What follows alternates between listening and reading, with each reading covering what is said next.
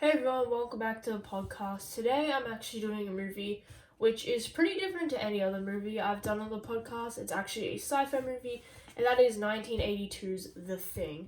First of all, I'd like to apologize that there was no video last week. I was really busy, but I am probably going to be doing 2 videos this week. I'm going to try my best. I can't make any promises, but I'm definitely going to try and get 2 videos out for you. So this video and then probably one on Saturday to make up for last week, which I missed. So today we're checking out The Thing, as I said before. This is a bit of a special movie. I don't really have any special ties to this movie. However, this movie was actually requested, so thank you to whoever requested this movie. And if you have any other requests, please leave them in the comments. Just comment on any video, comment on this one if the comments aren't disabled. YouTube is being really annoying and it disables my comments on the most random videos ever. I don't know why it does it. So just comment on any video, either this video or if this video's comments get disabled, just comment on, I don't know, any other video.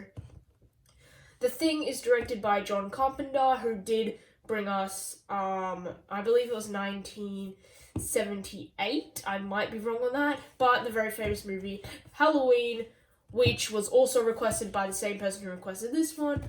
I'm not sure if I'm going to be doing Halloween anytime soon. I'll try and get around to it, but I do already have a whole list of movies that I'm planning on doing. However, if you do have requests, I will make interferences from my list to do them, as I am with this movie. In my bonus episode, I am going to be doing Ready or Not, which came out last year, 2019. That is confirmed. However, next week on Thursday for the podcast, I will do a requested movie if someone requests a movie. Otherwise, I'll probably be doing Child's Play or another movie.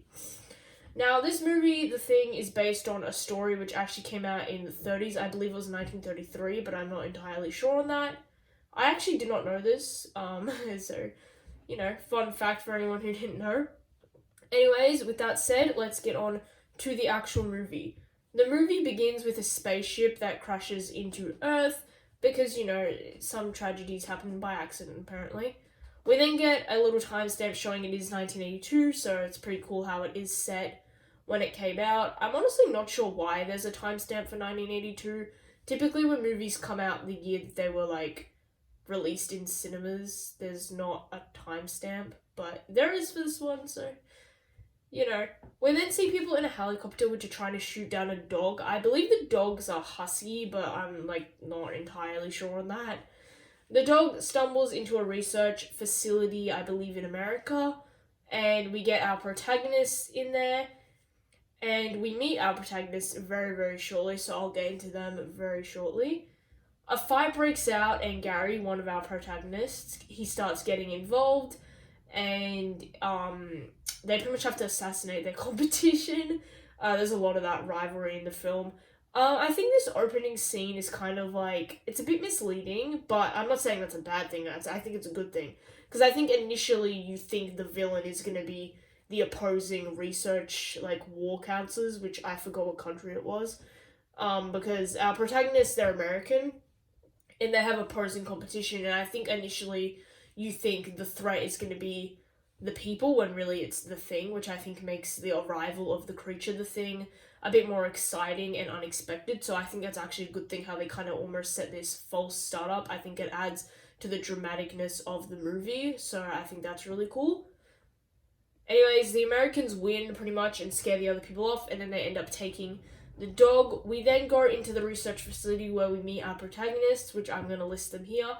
Windows, Blair, George, who's pretty much the lead commander, Niels, Paula, Childs, and Norris.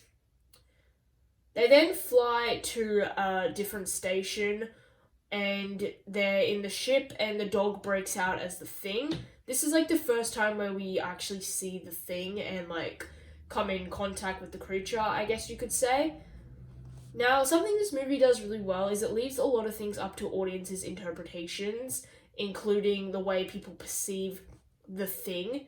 The ending is also left pretty uncertain, which I think helps scare the boost factor and overall effect of the dark tone that the film has. So lots of things are left uncertain and up to audiences' interpretation, which again, I think that makes a movie very fun for both the audience and for the filmmakers. There's several theories about this movie, and again, I think it helps scare the boost factor of the movie of no one really knowing entirely what's going on the entire time. Our main protagonists then start exploring the base, which they arrive at. Blair does not, he's like the researcher, and he doesn't really know where he is, so he starts exploring. And he comes across a corpse, which they find at the base. It doesn't look human-like. I don't know how to describe it. There's a lot of non-human-like things in this movie, which I think is kind of the point, because it's like the thing, like how do you describe something that's not human? A thing, you know? I think it adds to the title and ambiguity of the film. So he stumbles onto a non-human-like corpse, and the dog's there. I just want to point that out because that's kind of important. And then the dog starts turning into the thing. Another thing I find interesting about this scene is, although the corpse doesn't look human-like at all, when Blair goes to do an autopsy on it and he's looking through it, he comes across human organs on the inside. Which, again, I think that leads into the theme of the movie of the unknown and not really knowing what's going to happen, and things kind of aren't as they initially seem to be, which, again, I think helps scare the boost factor. And it's something that I think this film does really well, and it's something that makes the film really enjoyable to watch and kind of, again, fun for, like, the audience, because you really, truly don't know what's going to happen, and I think that's it's a very interesting idea to explore. They then discover, whilst doing more research on the thing, that the thing imitates and pretty much takes the life of other living forms, so they have to be living.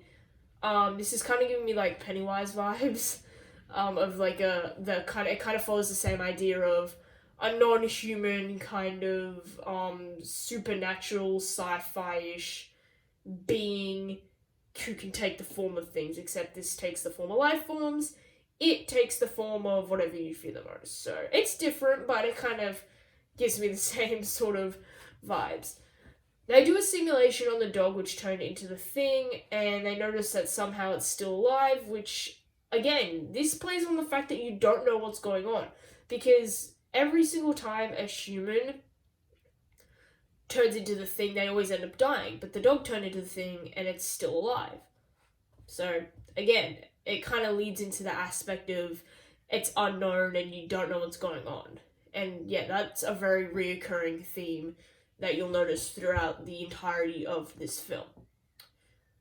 Something great about the film that I also noticed whilst watching and from reading other people's reviews and thoughts on the film is that they make incredibly smart decisions, and by they, I'm talking about the characters. The characters make incredibly smart decisions throughout the film.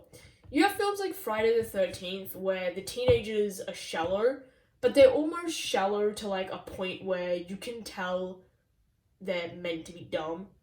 Like, the dumbness gets to a point where it's not really realistic, it's kind of exaggerated.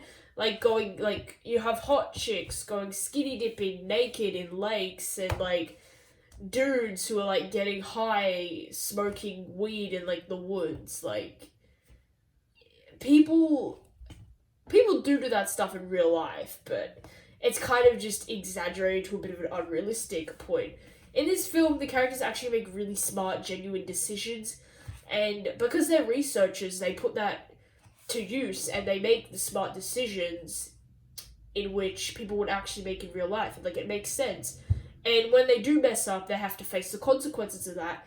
But even them messing up, it comes at good, realistic times, and again, it feels real. I think something great about this movie is the decisions, they feel real. These characters feel like they're real people, and they can get away with doing stuff that's smarter than what the average person would do without it seeming cliche, because, well, they are scientific researchers, which, again, is like a big part of the sci-fi element of the film.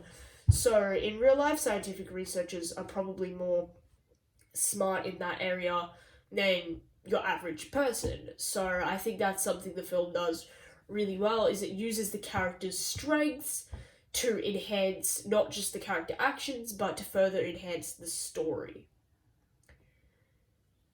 Fuchs ends up going missing, but it's fine because the rest of them find him later, but he may or may not be dead.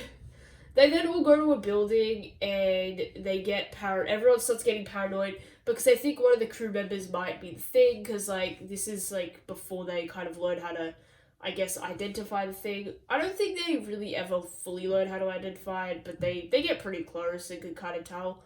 Norris turns out that he's the thing and he turns into it, and then he ends up dying and the thing ends up coming out and kind of running away. So again, here's the first time where we learn, or not learn, but we see that when a human turns into a thing, it dies, yet the dog died. Again, that ambiguity of the film is done very, very well. The leader of the group, George, then starts doing blood tests to try and see if anyone is the thing. I don't really know how that's supposed to work, but again, they're scientific researchers, and this is a great example of when they put that skill to use. That is something I don't like in movies, is when characters have good traits, someone will be, a medic, or a scientific researcher, or a nurse, or a chef, and then they get stuck on a deserted island and all of a sudden they don't know how to cook.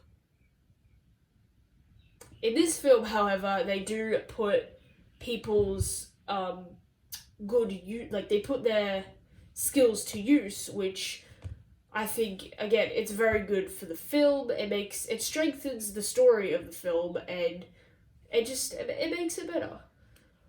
Palmer then turns out to be the thing, and he starts turning into it. However, he does then end up destroying everything, pretty much, and he dies eventually, but he does go on quite a big rant and destroy some things, and this is where we start to get some very disturbing images in the film. This film does have quite a lot of disturbing images.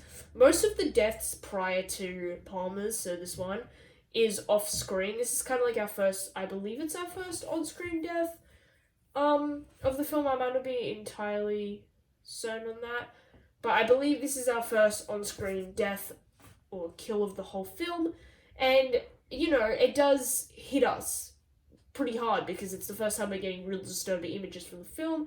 So I think that was played out really well, and I think it really works. The others then go to check on Blair, who dies from being the thing, or at least that's what we think. He was off screen again. Again, that amazing ambiguity of you don't really know what's going on. You kind of just have to assume or predict. The then only survivors end up blowing up the spaceship and pretty much killing the thing, or so it's made out to be. We then see the last two survivors coming out and sitting, I believe, on a rock together, and they're talking, and you can see the differences in their breath. What is very clear to be a human, you can see when he breathes, there's the gas coming out of his mouth, or the fog. And when the other survivor breathes, which there's lots of theories online about this, again, because you think the thing's dead, but you don't really know. Which, again, the ambiguity in this film, it's really good. So, you can see the differences in breathing, which makes one of the humans appear unhuman-like, and it kind of is stripping them of that humanity sense that we need to breathe, because, a supernatural or sci-fi or whatever creature the thing is, we don't know if it needs to breathe. We don't know a lot about this creature. So, again, that's leading into the unknown aspect, which is a recurring theme in the film. We don't know. We don't even know if the other guy is the thing. It's just kind of left on that. John Carpenter leaves it on a very open-ended film, which I really like. And that's how the film ends. Overall, I really enjoyed this film. I think it's a good movie. I wouldn't say it's my favorite horror movie. I'm typically not a big fan of sci-fi. I enjoyed the movie Alien, but it's not my favorite. So I'm just not a big fan of sci-fi movies in general, but I do think The Thing definitely is a successful horror movie, and it deserves to be. It plays on good character traits, an interesting and compelling storyline, which compels the movie forward. You have likable characters, good acting, and it holds up well. It's got a good plot. It's interesting. I think the feeling of unknown is, again, very common. It's a recurring theme in the film. and I think it works really, really well, and I think it's a good movie. I recommend watching it. Again, thank you to the person who suggested this movie. I'm sorry, I forgot your name, but thank you. And if anyone else has any other requests, please leave them in the comments on this video, or if the comments are disabled on this video, please leave a comment on a different video. Again, I'm sorry for not uploading last week. I'm gonna try and get another video out this week to make up for that. But yeah, I hope you guys enjoyed this video. I love you guys so much. Sorry that this video was kind of short. I feel like normally they're longer, but this one was a bit short, so sorry about that. But yeah, thank you guys for watching, and I'll see you in my next video. Bye, guys.